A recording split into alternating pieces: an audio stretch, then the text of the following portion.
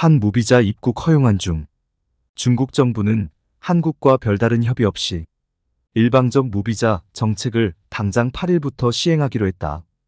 1992년 한중 수교 이후 양국의 인적 교류는 꾸준히 늘어나 2016년엔 한국을 방문한 외국인 관광객의 절반 이상이 중국인이었고 한국인이 방문한 해외 국가의 4분의 1가량이 중국이었다.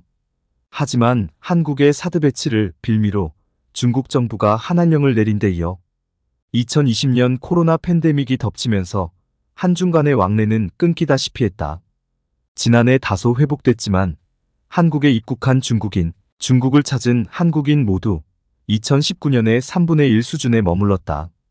현 정부 들어 양국의 외교 관계도 순탄치 않다.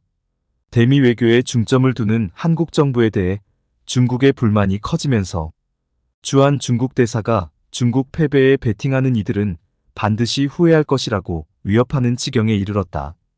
여기에 날로 치열해지는 양국 간의 기술 경쟁도 갈등으로 번질 수 있는 요소다.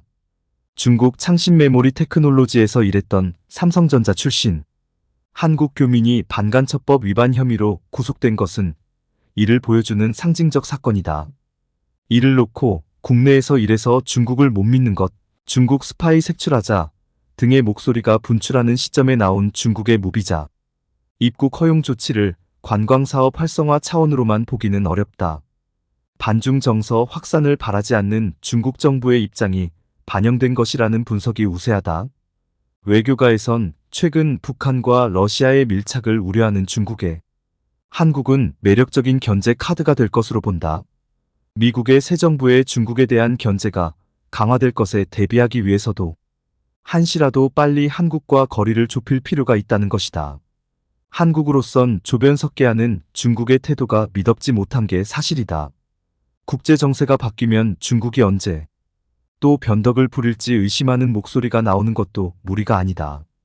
다만 이번엔 중국이 한국을 향해 손을 내민 만큼 우리로서도 한동안 등한시했던 중국과의 관계를 되돌아보는 계기로 삼을 수는 있다.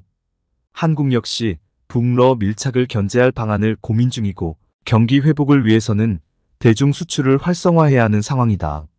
중국의 속내가 어떻든 이를 활용해 우리의 국익으로 연결할 수 있는 지혜가 필요한 때다.